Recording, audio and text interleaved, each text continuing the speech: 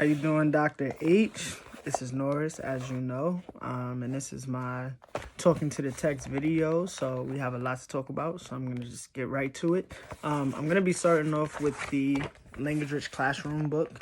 I'm going to make my way through all those chapters, and then once I'm done, then I'm going to go head over to the Total Participations Techniques book. So I'm just going to go in the order that the chapters appear in the book, not necessarily how you assigned them. So starting off with chapter 1. So my first connection I have here, it's on page 1, and it's talking about the dropout problem. And the quote that I have underlined here was 60%, and it's talking of ELL students, a study that was done, had poor English skills compared to the 15% who had fluent English skills.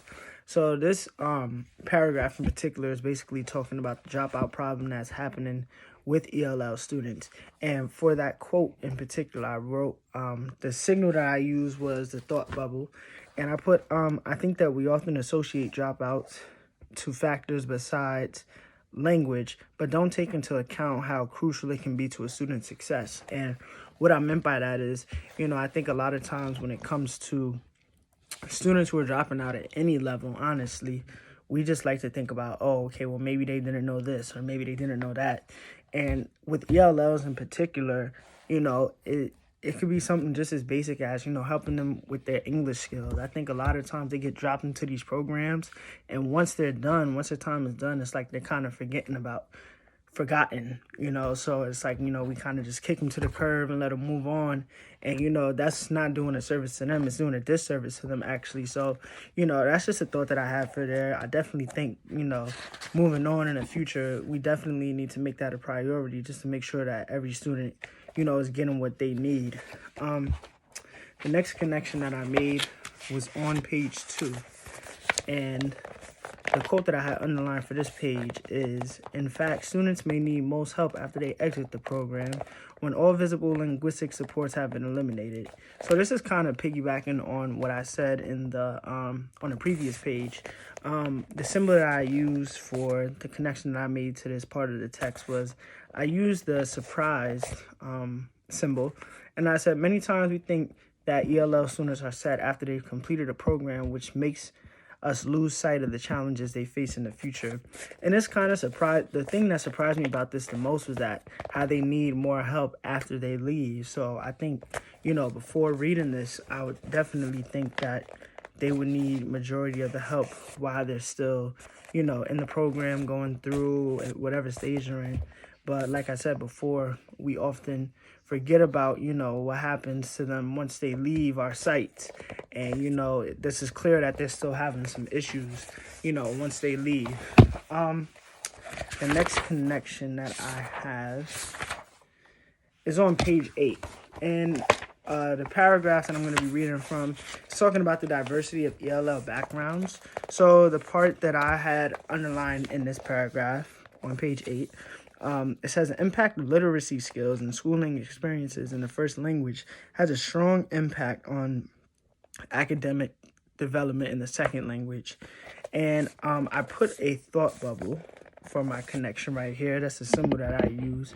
And I said this reminds me of one of my field experiences where I worked with several children from Africa and another child from Colombia. So about 2 years ago now, I went to I had a field placement in downtown Lancaster, and in that classroom, majority of the students in that classroom were either ESL or ELL students. There was a very small percentage of them that were actually born in the U.S. So most of these kids coming into this classroom had some experiences or experiencing some use of another language. And I just remember with the children from Africa, a lot of them had received like formal schooling. So with some concepts trying to get through to them, they kind of understood it better over time. We used a lot of labeling for them, and, you know, they kind of understood. And the teacher had even went out her way to try to incorporate some of the language that they were used to inside her classroom just to better get through to them, you know, and connect with them more. So, you know, I definitely think that there's a lot of truth, you know, to this statement. And, you know, although they may have had some of their troubles, you know, we definitely saw flashes of their potential throughout the school year. You know, even with the child from Colombia, you know, the same thing. She would try to incorporate, you know, some Spanish into her day, you know, just to better interact with the child, you know, so that way we're not just drilling into them, okay, well, you're in America now, this is English, you know, you need to learn it. But it's also important that we don't let them lose sight of, you know, their roots as far as language is concerned. So that's what I wrote for that page. My next connection is going to be on page 14. And this chapter is talking about students with the limited formal schooling. There's some examples of the writing sample that the young lady from Vietnamese gave. The section that I underlined right here is on page 14, and it says, ESL pull-out programs do not offer the extent of support that students with limited formal schooling will need. And for this part, I actually had a question. I said, considering this, what changes have been made in these programs to ensure that each of these students' needs are met?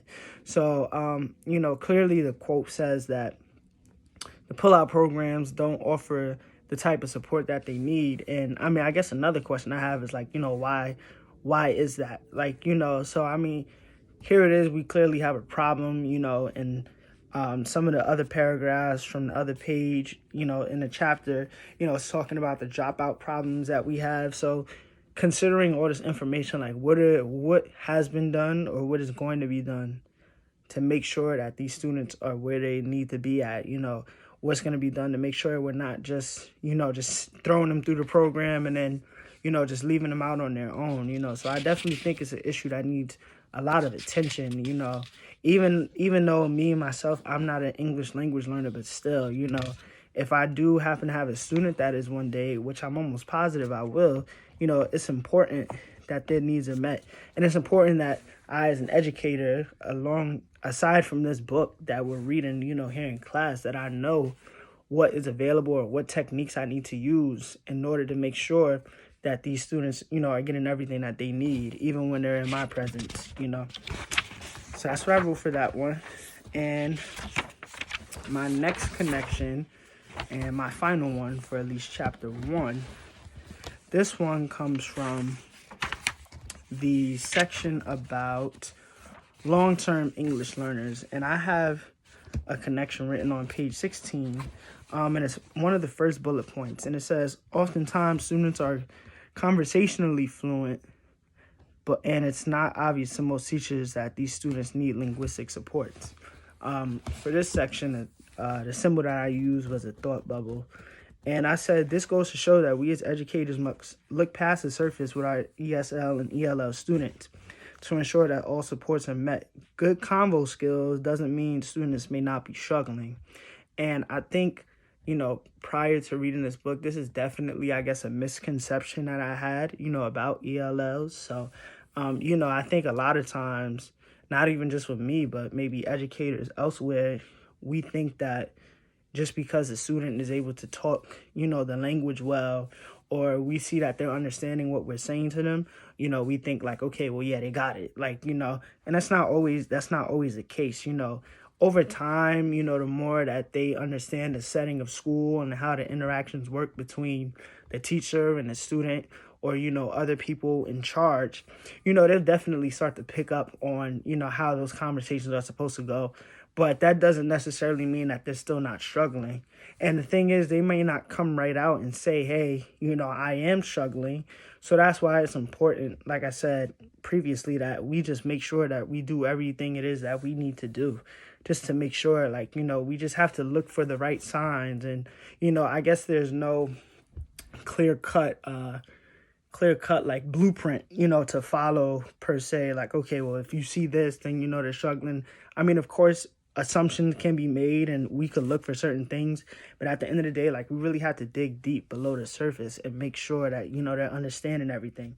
Give them chances to write, like, one of the samples, or let them open up on some things that they want to talk about, not necessarily what we always want to talk about. So as far as my connections for chapter 1, that's it. So we're going to move on to the next one.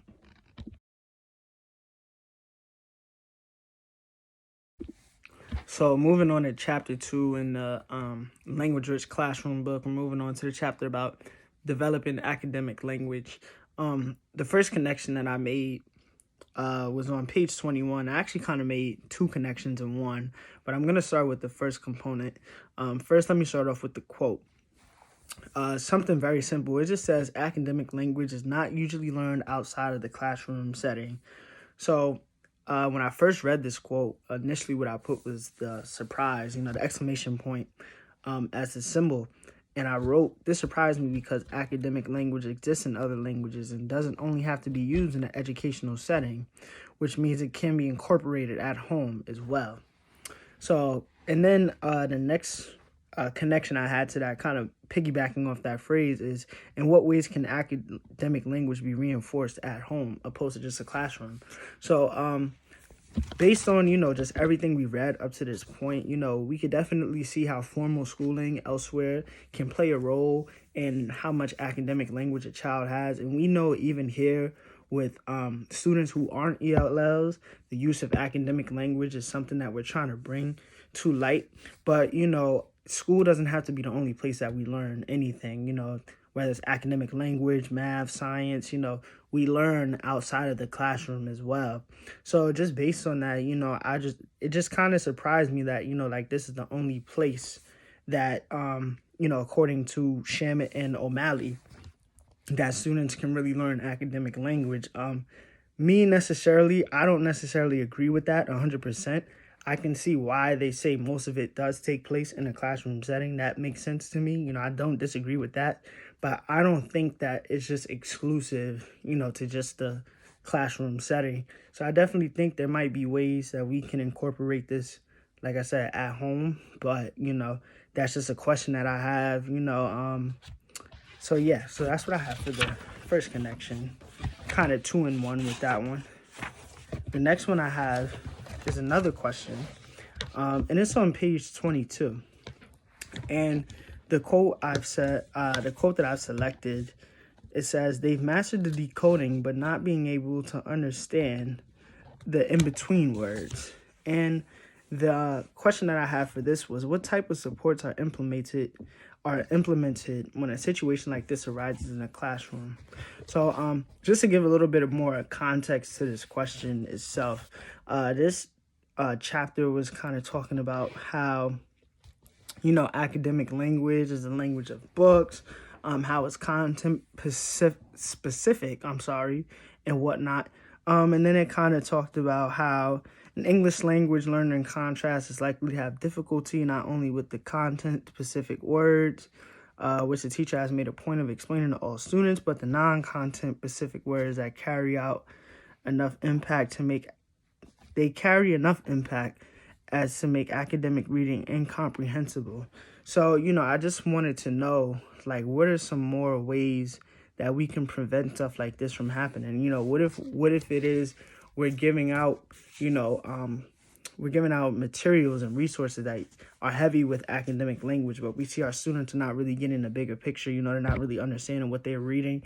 They might know how to say the words, but they don't know what it means. They don't know how it relates to what they're reading. So that's just a question that I had. And, they kind of answered a little bit of it, as I continue reading. So, I definitely plan on incorporating some of those strategies in my own classroom one day. Next connection that I have is on page 26. And this section was talking about acquiring academic language. The quote that I have selected, for this is, oftentimes we educators don't even use academic language on a regular basis in our teaching. And for this quote in particular, I put the exclamation point as my symbol. This surprised me And I said this surprised me because in the previous paragraph, it talks about exposure to academic language and how it's linked to the classroom. As educators, it's vital to exemplify what we want to see in our students. So basically what I was trying to get at from this quote was we basically need to practice what we preach. We can't stress the importance of something, but then don't even implement it in our own practices, so we're a reflection of our students as educators. The students will model what they see us doing. And I think a lot of times, we expect a lot out of our students, but sometimes we don't even exemplify some of those things ourselves, and which doesn't make us bad teachers, but it's just something that we need to be more mindful of. If we want our students to use academic language, then we have to use it ourselves. We can't always talk to them like they're children per se, so we have to use some of that language that may be unfamiliar to them, get them thinking like, oh, okay, I remember my teacher said this word. I wonder what that means. And, the more they hear it in everyday interaction by talking, to their teacher, the more likely they are to use it on their own.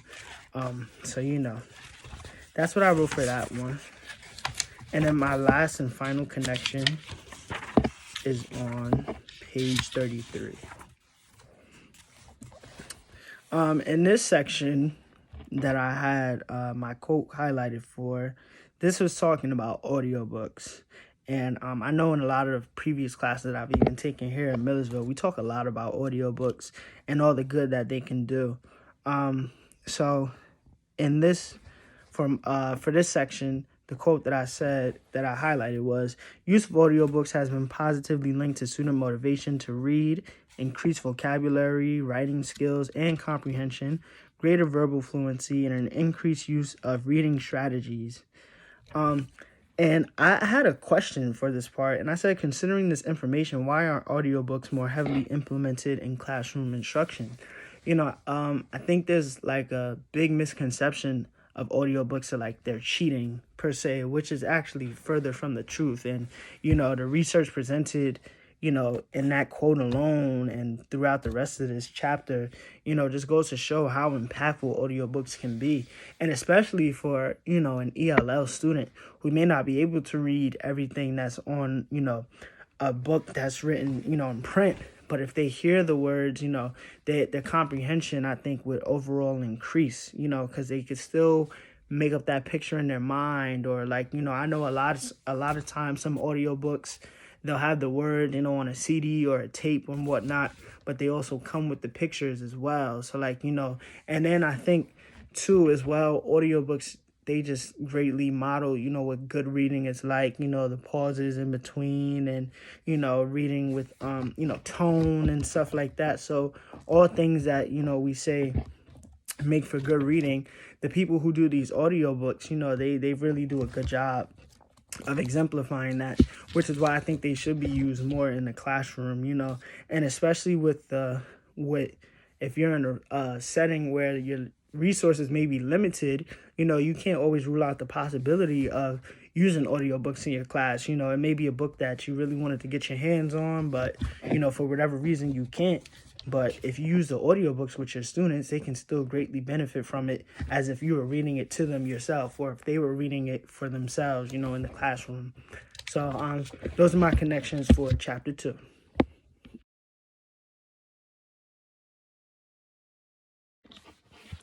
Okay, so now I'm moving on to chapter 3 of the Language Rich Classroom. This is talking about the C component of our chat, so content, reading strategies. So the first connection that I made is on page 44, and it's towards the bottom of the page. And the quote says, yet content classrooms like science and social studies often contain some of the best opportunities for language acquisition.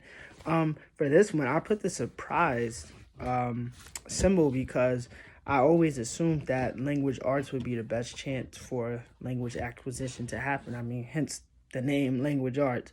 But, I think this has kind of just changed my whole mode of thinking, and how I look at how kids acquire language and where it can happen. I think this is definitely something that it's useful information because, like I said, it changed my whole perspective. Just reading that, my eyes kind of got wide, and I was like, wow, really? And even just considering the name of the course, teaching teaching young English language learners, English class, English language, they kind of go hand in hand. But like I said, this is definitely something, that I'm going to be mindful of when I have my own classroom, kind of piggybacking on some of the things said in the last chapter, like, when we talk about academic language and stuff like that, this is all stuff that can be happening. It doesn't have to exclusively be in language arts, clearly we can see it can happen in different content areas as well. So the next quote that I have highlighted is on page 85, and this section is talking about content and language together. The quote that I have underlined is starting on 45. It said, in other words, at the point where many students struggle most with the demands of academic curriculum, they no longer receive the linguistic supports necessary for success. Often these students are summarily dumped in grade level classrooms and written off as no longer needing support in language development, when in fact the need for support is just as great, if not greater. So what I had here was, it is a question, but it kind of surprised me too. And it says, why is it that conversational proficiency is valued over other critical components of language, such as an understanding of CALP? So you already know how, we talked about CALP and how long it takes to acquire and stuff like that. We've talked about that in class before, but, it just puzzles me once again. And I kind of made mention of it earlier in the video too, like how we just look at a child being able to converse well as in like, okay, you know what, they got it. We did our job, let's just send them off, they're fine. And, I think it's like very, for a student, that must be a very like, I don't know how to even describe it. Like, that feeling just like wow, like, they just kind of just forgot all about me. Like, I don't even know how I would feel if that was me in that type of situation, And like I said before, I think in a lot of situations too, the students know they may need the help, or, like they may notice like, hey, I'm not as far as I should be, or, they might start to compare themselves to their peers, and they know they're not making progress at the rate that they should be. And that can be very demoralizing, and, when you're unmotivated and when you just feel like you can't learn, or when you feel like nobody really takes an interest in your learning, that could just make you want to quit and just give up altogether.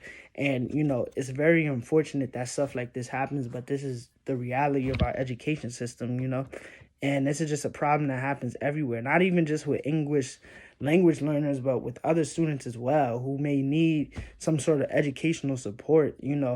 We have to make sure that, we see them the whole way through. Like, don't just take a kid, you have them with you for, one school year, and then it's like, okay, well, you know what? It'll be the next teacher's problem, and so on and so forth. Because after you fall into that cycle, like I said, it can become very demoralizing for a student. And they may not come out and say that, but you'll see, you'll see the effects of what's being done and how it's affecting their learning. So my next connection, a little bit further in the chapter, I'm going to turn to page 70. And this chapter is talking about self-awareness. And the quote that I have underlined is, we also ought to teach students to trust their instincts when something is just not right in a reading, and stop and ask questions why it doesn't feel right. And I put a thumbs up for this, and I wrote, I like this because I feel this is a useful practice in any classroom and further enhances each child's learning process. I think a lot of times in teaching, I feel like sometimes we the educators feel like, okay, like, whatever we say is right, and however we say to do it is the right way, and there's no other way. When a lot of times, sometimes trusting that gut feeling that you have when you're reading or writing or doing a lesson or whatever, sometimes trusting that gut feeling is the right thing to do, and you can't ignore it. Like, there's nothing wrong with having questions about why am I reading this, or, the relevance of whatever, it is that's being taught. So I think a lot of times when we allow students to embrace those questions that they may have, it could also teach us some things too. Like, it could also make us look at things from a different perspective. And, it can make us think like, okay, wow, I never thought of it that way. And you may teach it a different way the next time around. So I definitely like that. That's something I try to do even with the kids I work with now. I work at a daycare center. When I'm doing, work with them, or, they're doing their homework and whatnot, or they're reading, I try to get them to think for themselves. Don't just say what you think I want you to say. If you have questions about something, address it, or, speak up and say, hey, I read this. I have a question about this, can you further explain? And, I think learning becomes more interpersonal that way, So, the next thing that I have is on page 71, and it's on the section about self-efficacy. And I have one of the first few sentences highlighted. It says, the first myth that we should make every effort to debunk with students is that school success is all about innate ability. Our focus should be on effort, perseverance, and strategies. The phrase "you're smart" ought to be banned from every teacher's vocabulary and way of thinking. So I know we talked briefly about this in the last class. I wrote a thought bubble in this section, and I wrote, this makes me think about own experiences in school where I would often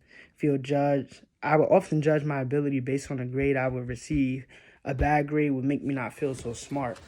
And I think a lot of times, students everywhere, from K all the way up to college and beyond, we sometimes base our ability on, wow, how good did I do on this test? Or, I didn't get a good grade on this project, so maybe I'm not learning. And that's not true. I don't think in any situation that's true. I think we're all good at different things. And once we find out what we're good at, we need to key in on that. And then we need to base our learning, based off that. Of course, we're going to add in other components that we may be unfamiliar with. But at the end of the day, we shouldn't just base school off of, okay, well, this kid did this good on the test, And of course, the numbers do matter, for data taking, purposes. So I'm not saying that we should just get rid of the idea altogether. But I think we need to kind of fall back on the emphasis of that. Don't make a kid feel like it's the end of the world if he did bad on the test, or, he didn't turn in a homework assignment. Because kind of like I said in the previous chapter, or, a few pages ago, that could be very demoralizing, like I said.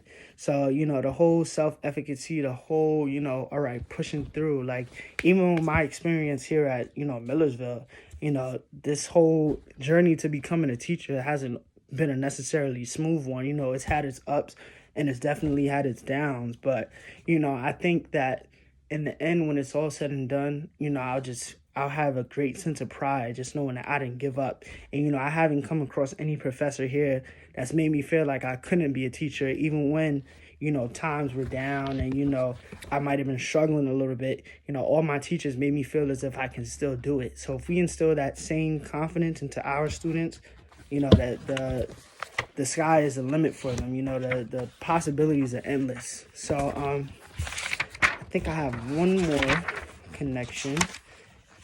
And that is on, yes, I do. It is on page 77. And this is talking about note taking, not just for lectures. And I really like this. I really like this section. But to get into my quote, what I have highlighted here is summarizing text and processing learned information in symbolic relationships, such as in the use of a concept map, requires students to interact with the text and make it their own by repackaging it. So I put thumbs up. I really like this because I like this because I feel that note-taking is associated with being a very tedious task and not properly enforced in a way that makes students excited about learning. So, I think the quote kind of speaks for itself. I think a lot of times when we hear, oh, you have to take notes, it's like, oh, man, here we go again, just the worst thing in the world. And note-taking necessarily doesn't have to be that, As I read this quote and, I started to read further into the chapter, it just made me think of an idea, about kind of having, a note workshop in my classroom. So, in a situation where, you split up students and you make each group responsible for a certain component, of the content that we're learning. And, you help them become experts at it. They come up with their own key ideas that they think are important. And then as a class, we walk around, we go together, we have discussions, about what it is that each group, you're pretty much teaching it to the other group. And in that way, everybody is still kind of basically taking the same notes, but it's like it's their own ideas. They're taking what they've learned and they're dissecting it and they're interacting with it. And I think it makes notes, like I said, more more engaging. Like, okay, you know what, this is a task that I want to do. I know I'm going to learn from this, opposed to I have to write down everything that the teacher said on the board. So that's not very fun. But that's it for what I have for that chapter. So we're going to keep going on.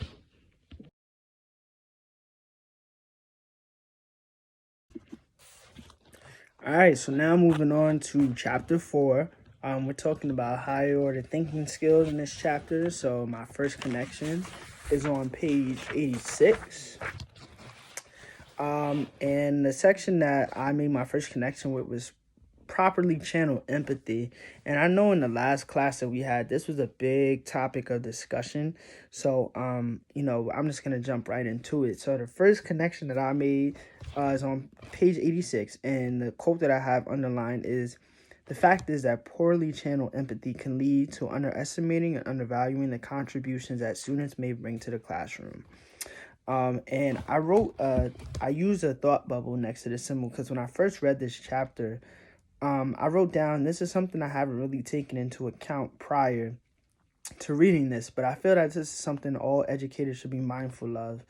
I think a lot of times, when we are dealing with ELLs or students who may need some extra support, I think a lot of times as educators, we tend to coddle those kids, for lack of a better term. And what I mean by that is, like, I think sometimes we display like unconscious biases, like okay, we're gonna ask them the question that really doesn't require as much work, like, oh, okay, can you tell me what color this is? And we're gonna ask another student a more complex question, and I think a lot of times when we do that, that does no justice to the student, and they may not realize it, but eventually they may catch on, like, hey, well, every time there's a discussion, my teacher's always asking me something very simple. And I think a lot of times, when we give them such simple tasks, we think like, okay, oh yeah, they get it. Like, all right, they know how to do the bare minimum, so they're fine. And kind of piggybacking on to points that I've made multiple times in the previous sections, like I said, when we do that, when we kind of set them at a certain, how can I say this? When we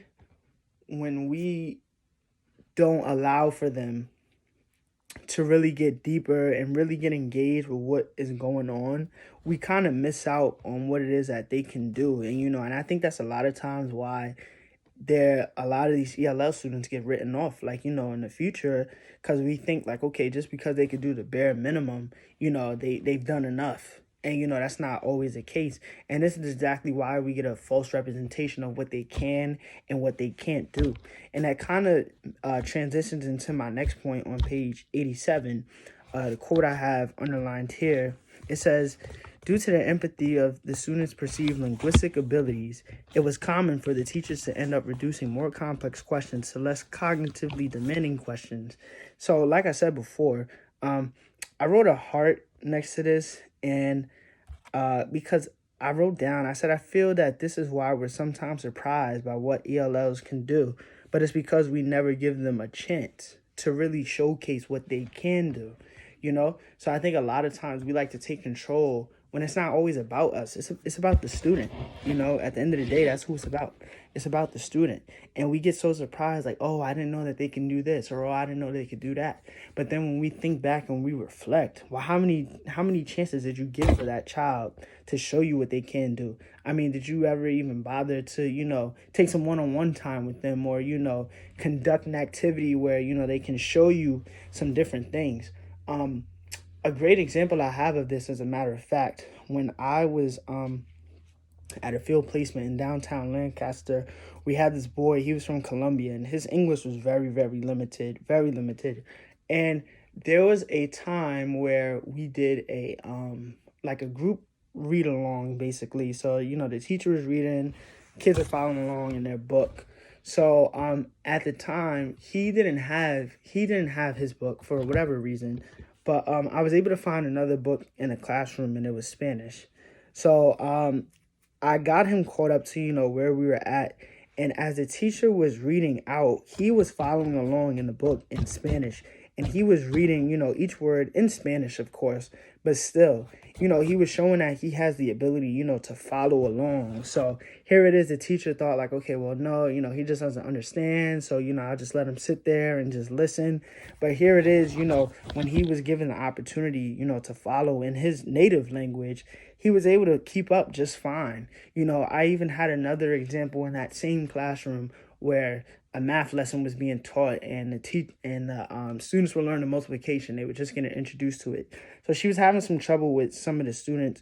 We had some students who were from Africa who came, and once again, their English was very limited. They had some formal schooling, but anyway, to make a long story short, I sat there with one student, and I just sat and just worked with him for maybe about 30 minutes. And it got to the point where he was able, to do it on his own. I showed him a few times, and after that, he just picked up on it like just real quick. And I remember I remember the teacher, as I showed her, like, hey, this is what he was able to do. She was so surprised. Of course, she was excited that he was understanding, what was going on, and he was able to, to do the math.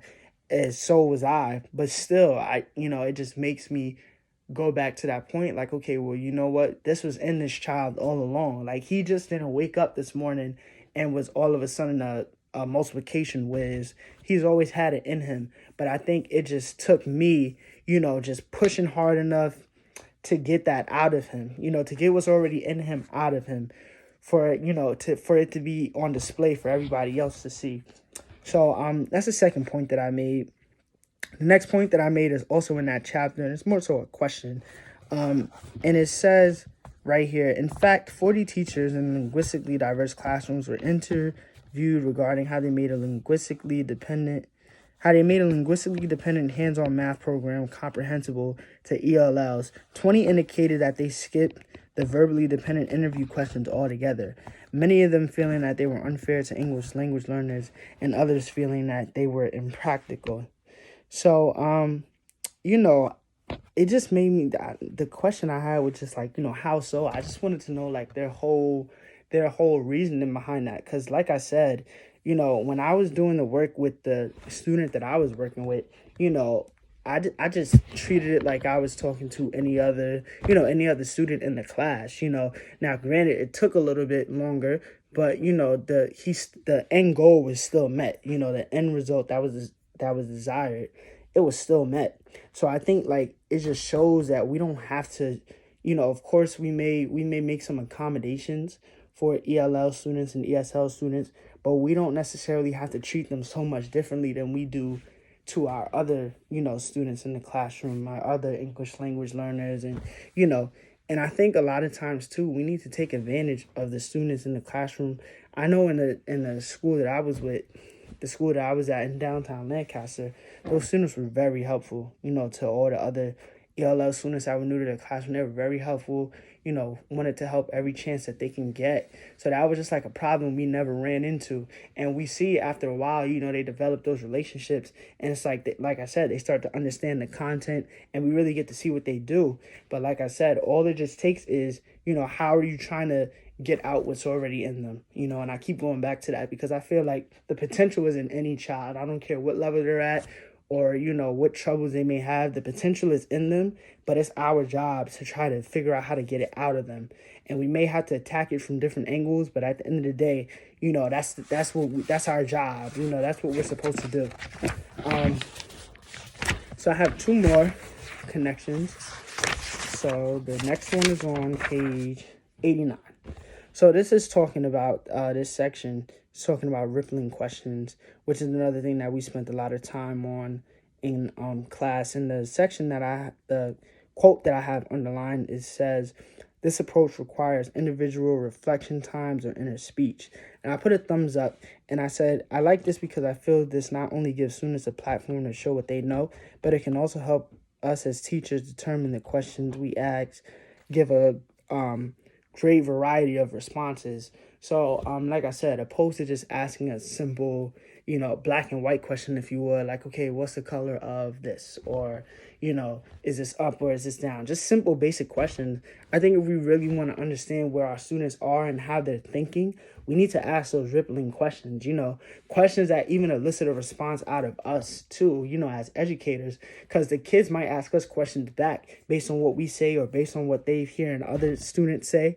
So if we just give basic, just concrete yes or no, black and white questions, we really don't get to see where our students are, and I think that by making the approach individualized too, giving each student a chance to think about what it is going on in their minds, it makes them feel a part of the lesson too, even if they don't necessarily understand everything in that given moment. Because I know even times with me, there'll be times I sit through a lecture and I might not necessarily understand everything that's being said at first. I may have read and did the work and did everything else, but I'm still lost.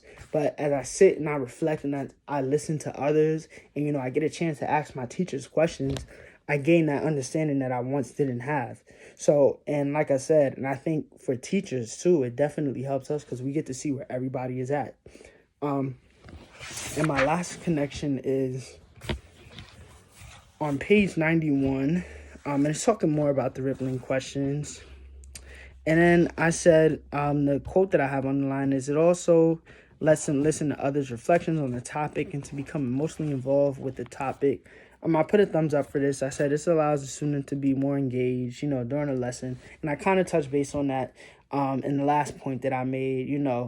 Emotion is definitely something that plays a big part in learning. If you could feel an emotional connection to whatever's being taught, or, you can connect to it in any way, I definitely think it helps you remember, most definitely. But it also just it just also keeps you locked in, during the whole lesson. If it's just a whole bunch of stuff you have no interest in or you feel no connection to, you're going to be less inclined to listen. And that's just the truth. I could tell you from experience, that's just the truth.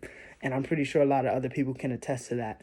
But I just put a thumbs up for that, and that was my last connection for chapter 4. Yep, chapter 4. All right, so we're going on to the next one.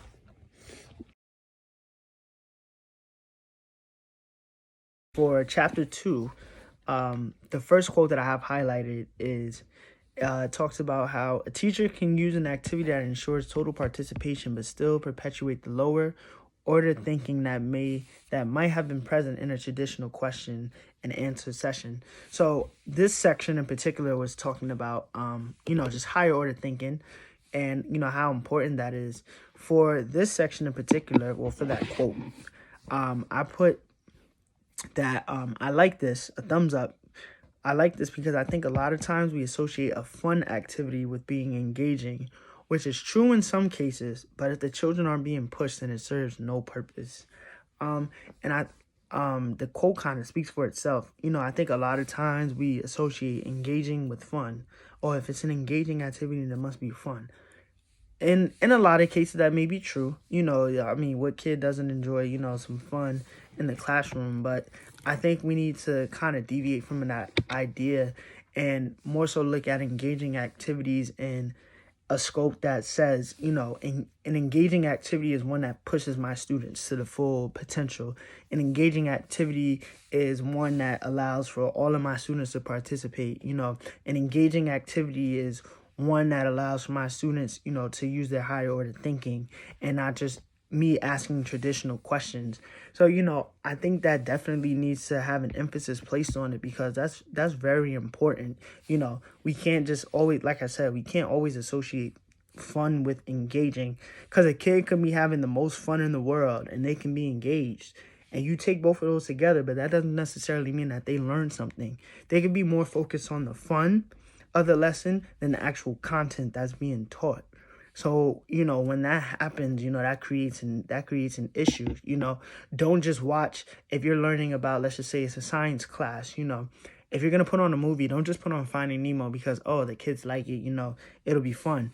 Yeah, the kids will love it. It's a good movie, but still, we need to make sure that they're realizing the bigger picture of everything. Like, okay, what are some of the content that you're pulling from the movie that relates to what you're learning in class? If you're learning about sea life, you need to ask them questions about that, and not just just show the movie for engagement's sake, if you would. Like, okay, well, I know they'll sit and they'll listen to that just because they're watching the movie. So the next quote that I have highlighted is on mine. It's on page 388. And this section in particular is talking about how we can make up. I'm sorry, I just lost my spot. I'm so sorry. Okay. This is talking about how we can make, our lessons relevant, when we're in a classroom setting. How can we make them relevant? So that's what I have highlighted. A little bit more to that quote. It says, what is the big picture in your content objectives? How can you make it relevant? Through the act of ensuring higher order thinking, you engage children in thinking through the implications of the relevance of the content to their world. So for this section, I put a thought bubble next to this, and I said this makes me reflect on many of my past experiences in school and how I sometimes would wonder why I was learning certain things. To me, relevance is important because the students need to know that there's a purpose behind what they're learning. This is another big one to me too. I think a lot of times, even now, as college students, we like, well, why do I have to take a chem class? If I'm going to be teaching elementary school education, like when we're not teaching them chemistry. So, as students, we just naturally question why it is we learn what we learn. And, we question why we do the things that we do. I think that's just kind of a part of learning as it is. That's just an aspect that'll never go anywhere. That'll always be there. But like I said, even before, just making those connections, finding any way how you can make that connection to the students and make it personal for them so they can see like, okay, yeah, this relates to my life. This is something that I see in my everyday. And, you could be creative with it. There's many ways that you can do it. There's no one way, and there's no one subject that you have to do it with either. You can find something about social studies that relates to the kids, or science, or music, gym, whatever. It can apply in any subject. But that's a big one. We have to make it relevant for them. Because if it's not relevant to them, they're not going to want to learn it. They're just going to look at it like, well, why do we have to learn this? They'll kind of view it as pointless. When it's not pointless, there's always purpose behind it. But we need to make that purpose be seen, We need to make that purpose apparent to them, and not having them think like, okay, well, why is it that we have to do this, that, and the third? So that's it for that one. Let me go on to the next quote that I have. Okay, so the next quote that I have, it's on 463 in this book. Like I said, I know the numbers do not match up, but just for the video's sake, that's the page. And this one says, instead of starting with the whole group, keep every student accountable for learning by structuring your prompts so that every student is given an opportunity to individually reflect and react to the prompt. I wrote a thumbs up to this because I said I like this because I feel a lot of times students are scared to share their thoughts because they don't want to feel as if they're being judged or might say the wrong thing. By giving students time to reflect on their own, it could possibly eliminate some of those fears. This is kind of something that was talked about in a language-rich classroom, so I'm kind of just going to piggyback on that just a little bit. That time for personal reflection, it's crucial. I think sometimes we're scared to share our ideas when, in fact, they could be useful for the greater good, just because we think like, I don't want to deviate from the norm, or, I don't want people judging me based on what I say, or I don't want to sound dumb, when, that's not the case. Everybody's idea can contribute somehow. Teachers like to use the phrase, there's no bad question, well, there's no bad idea either. We just looking at things from different perspectives, I think it just kind of pushes the learning further too than just past the surface, so it could even make the teacher or the educator, look at what they're teaching in a different scope as well too. So this is as useful as it could be to the students. It could be useful for us too. The next quote that I have, it says, working in groups, this is 493 in the online book. It says, working in groups, each idea that is posed ends up setting a course for similar ideas to be pursued and inhibits the ability for individual group members to entertain dissimilar or even better ideas. I said, I think this statement is good. I put a heart next to it. And I said, this statement is a good representation of why I try to refrain from working in a group setting. Collaboration amongst peers can definitely serve a meaningful purpose, but I think it doesn't provide a clear representation of where each student is at.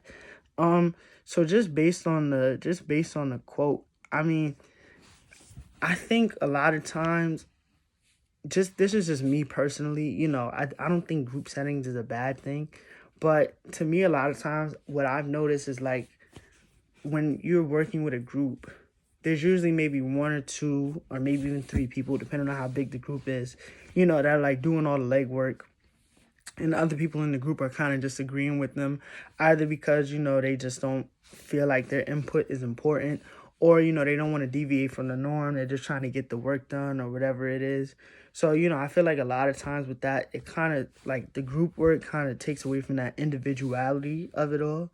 And like I said, from a teacher standpoint, I don't think group work really shows where each student is at, because that's something that you usually submit, a group project or group work, everybody submitting it for one grade. We all get the same grade regardless of how much work you did or didn't do. I have seen some teachers, try to grade each group member individually, but I don't think that always works, because it's like, how are you able to determine how much each student was doing? If you weren't sitting there watching them do it yourselves, like, how can you determine how much each student brought to the table? So, and I think, a lot of times with group settings, like, we just like to just stick with the norm. Like, okay, well, what, everybody's saying this, so I should say this too. Or, everybody's thinking this way, so I should think this way too. And that's not always a good thing, Everybody can bring something to the table. And I think, just group settings just kind of take away from that. So that's just my personal opinion. I have nothing against it. I don't mind working with other people, but that's just what I think. And the last one I have is on page 505. It says, not only does this help keep each student accountable for processing the higher order prompts, but it also enriches the group experiences by increasing the diversity of ideas presented and the quality of the group's refinements of those ideas. I said I like this because I feel that a range of ideas from various students further enhances the learning and also provides different perspectives that may not have been seen before. So that's kind of just self-explanatory, when, we all come together and, everybody's giving their input, you kind of get a chance to see, like, how everybody's thinking. And, even on a personal level, you may be like, oh, okay, well, I never thought about it that way. And now I think about it this way now. So that's it for chapter 2. Now we're going to move on to chapter 3.